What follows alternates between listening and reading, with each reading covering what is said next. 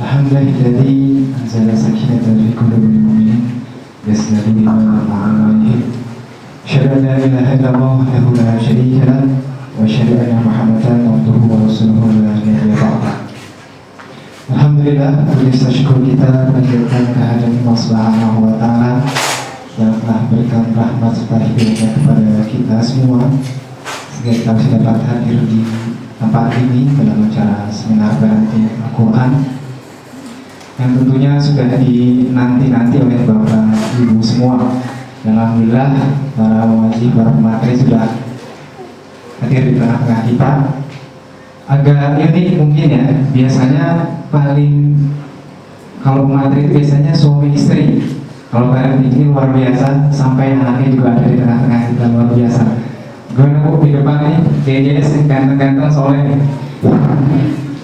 Salam dan salam terbaik kita haturkan kepada ketua kita, suri kita, Nabi kita Muhammad SAW, serta para keluarganya, sahabatnya, dan insya Allah kita termasuk para pengikutnya yang tetap istiqomah sampai yaumul akhir nanti.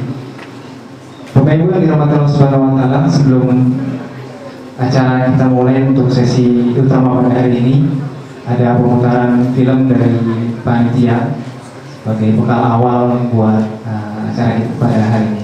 Pada panitia kami persilakan. هؤلاء طالبات فقدن البصر لكن الله أنار بصيرتهم. وإذا الرسل أقدت يحفظن في إحدى حلقات دار القرآن الكريم والسنة التي ترعاها إحدى المؤسسات الماليزية. سعادتهن كبيرة بعملهن هذا، كل واحدة منهن تؤكد مضيها في طريقها إلى أن تحفظ القرآن الكريم كاملا، بل وتحث الأخريات على ذلك أيا كانت ظروفهن. أنا كنت حافظة 6 أجزاء السنة اللي فاتت، عندنا القرآن الكريم بس من مسجد الشافعي اللي عندنا، وشفت السنة هذه قاعدة ورا شكل من الجزء الثاني. لازم يكون عنده تكون في ثقة، ولازم كمان إنه يتوكل على الله كمان، ويعني يكون قادر. ليش ما يكونش قادر؟ لازم يكون قادر إنه يحفظ المصحف. هنا يجاهدون أنفسهم للانتصار على واقعهم الصعب، فهم على ثقة تامة بأن أي إعاقة مهما كانت طبيعتها لا يمكن لها أن تهزمهم ما داموا يحملون إيمانا بالله أولا وثقة بالنفس ثانيا. اكتب سورة الزلزلة.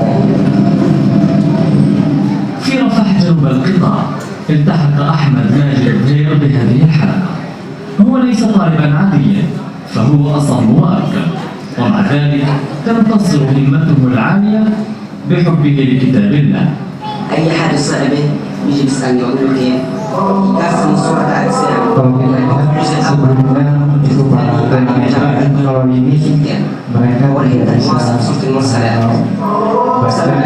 hanya bisa menulis membaca, dia tidak bisa mendengar, dia bisa berbicara, tapi luar biasa sampai tetap belajar Al-Quran. يا الله يا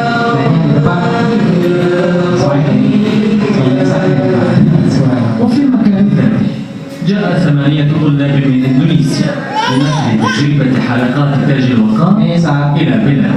Mereka berdua di عن هذه التجربة ربما سننقل إلى بلادنا إن شاء الله.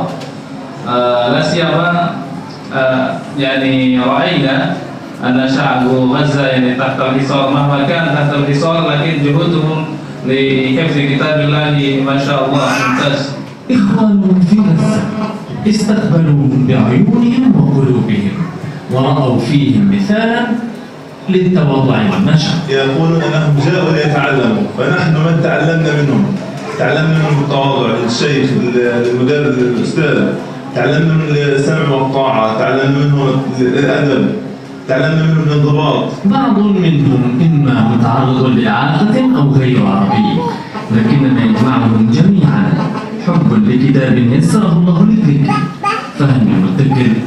وإن تجهر بالقول فإنه يعلم السر وأخفى. الله لا إله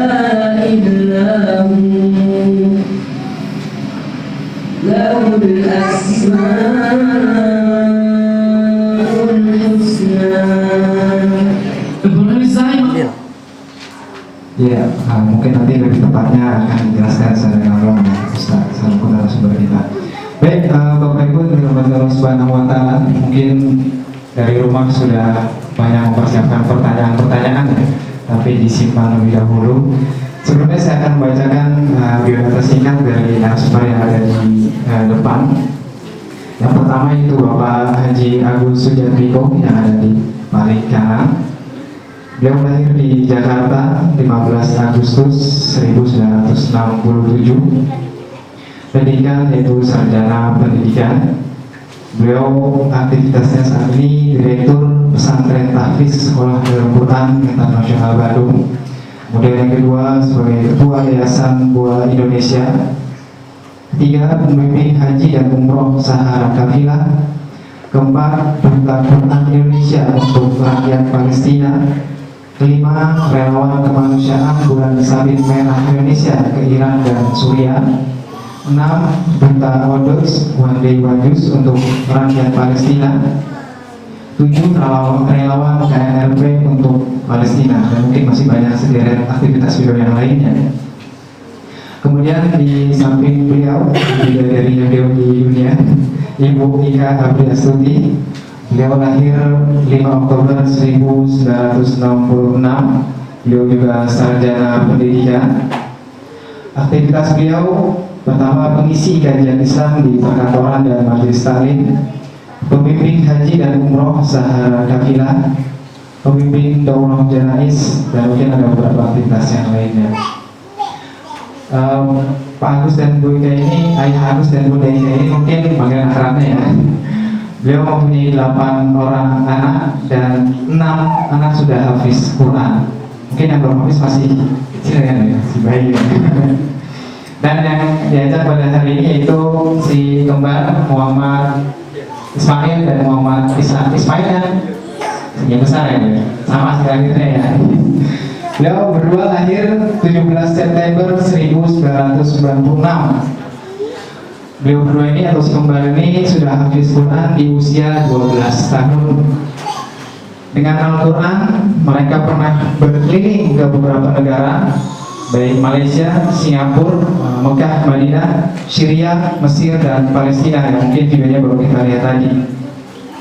Sekarang mereka berdua tercatat sebagai mahasiswa Universitas Indonesia di FKM UI dan FEUI semester 2, berarti tingkat 1 ya, masih jauh luar biasa karena hafiz Quran masuk ke UI, tidak hafiz Quran karena mereka juga cerdas, luar biasa. Baik, Bapak Ibu yang dirahmati Allah Subhanahu wa Ta'ala, mungkin kita sudah tidak sabar lagi ingin mengambil ilmu dari narasumber kita yang ada di depan ini. Nanti mungkin akan bergantian dari Ustaz Agus, Ustaz Zanika, masing-masing sekitar 15 menit sampai 20 menit, dan mungkin dari Ustaz Agus kami persilahkan. Bismillahirrahmanirrahim. Assalamualaikum warahmatullahi wabarakatuh. Alhamdulillah wa syukurillah ala nikmatillah, la haula wa la quwata illa billah. Bapak dan Ibu sekalian yang dirahmati oleh Allah Subhanahu wa Ta'ala, senang sekali pada kesempatan pagi hari ini saya sekeluarga bisa berjumpa dengan Bapak dan Ibu sekalian, yang tentunya saya yakin dan percaya Bapak dan Ibu adalah orang tua yang sangat peduli kepada buah hatinya dan ingin memberikan kepada buah hatinya sesuatu yang terbaik kepada anak-anaknya agar bermanfaat di dunia dan di akhirat. Saya pada kesempatan hari ini hanya ingin berbagi, ya. Karena terus terang Bapak Ibu sekalian, saya punya anak 8, Muhammad Ismail dan Muhammad Ishak adalah putra kami yang nomor 6, 7. Jadi masih ada satu lagi yang mudris SMA, ya. Saya ingin berbagi dan menceritakan tentang bagaimana dahsyatnya Al-Quran itu buat keluarga dan anak-anak kita. Terus terang saya sedikit merasa menyesal ya. Kenapa nggak dari dulu-dulu ya? Saya tahu bahwa Quran itu sangat penting kalau kita berikan itu sejak kecil atau sejak dini ya. Jadi sebuah cerita yang mungkin perlu saya sampaikan supaya kita ini lebih cepat ya memberikan suplemen pendidikan yang terbaik buat anak-anak kita itu dengan Al-Quran.